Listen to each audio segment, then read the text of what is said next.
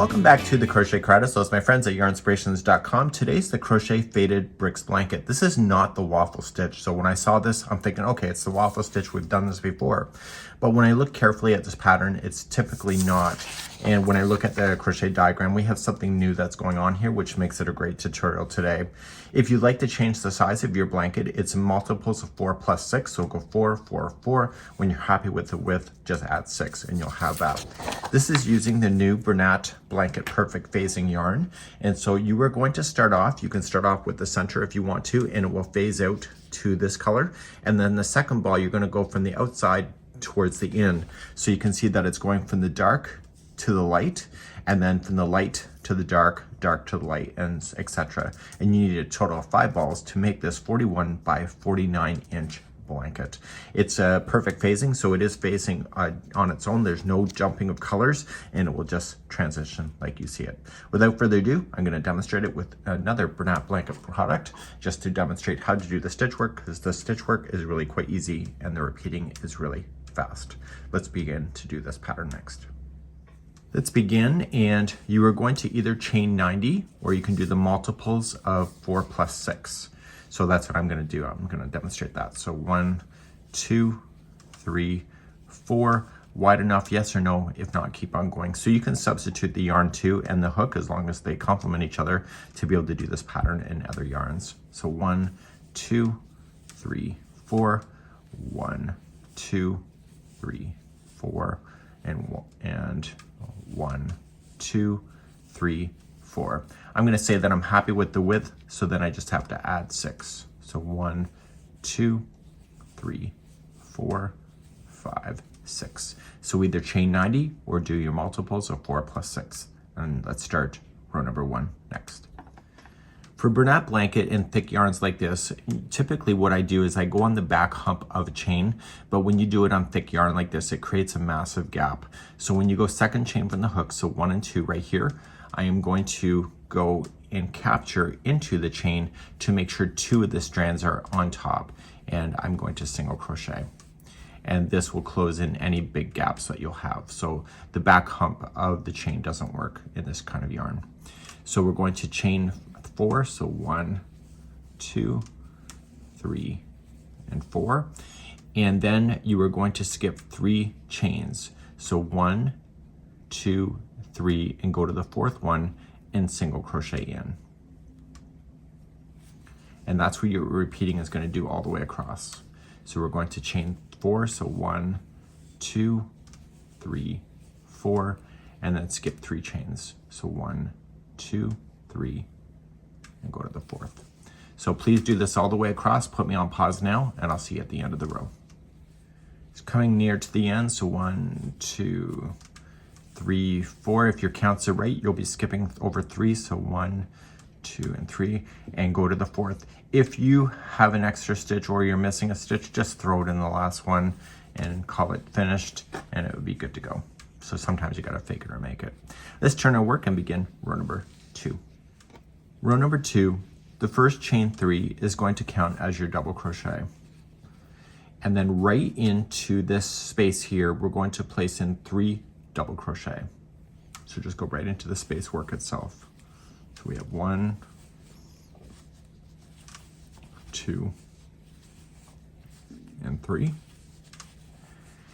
And then in the next single crochet right here, you're going to place in a double crochet. And that's what you're going to do all the way across for this row.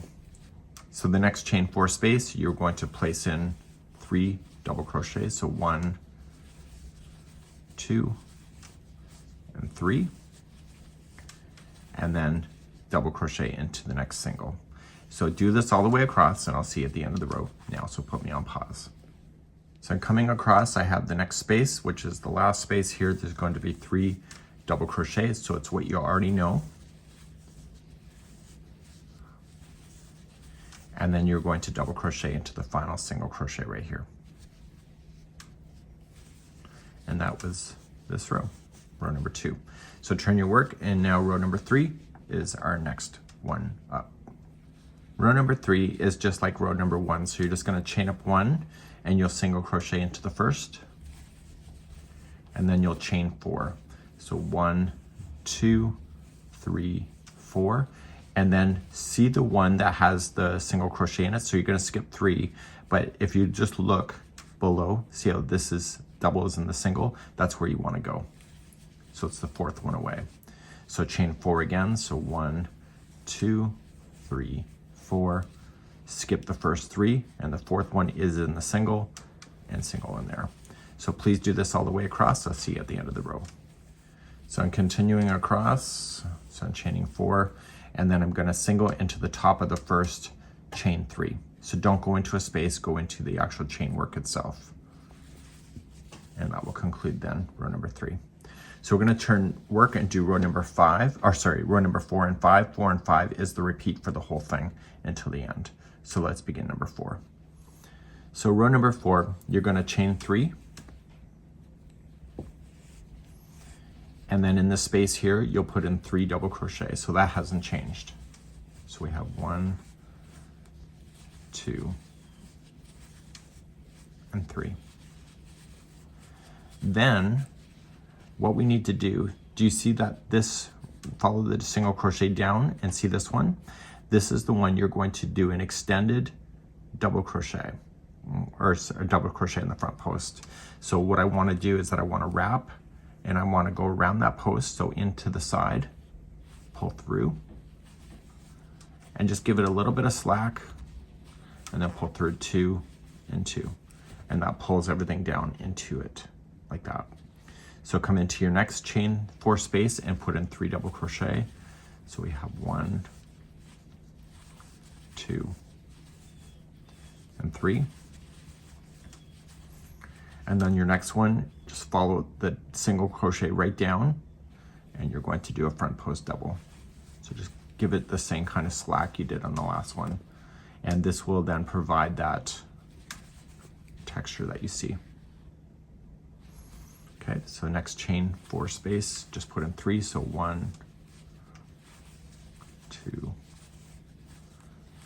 3, and then single, follow it straight on down. So I need you to do this all the way across, so put me on pause, and I'll see you at the end of the row. So I'm coming up close to the end, just following it across. So I have my last space, so there will be 3 double crochets in that space.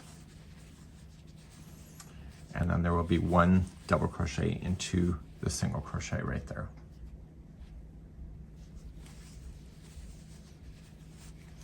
Okay, so there's that row number 4, and we're going to turn and work and do number 5.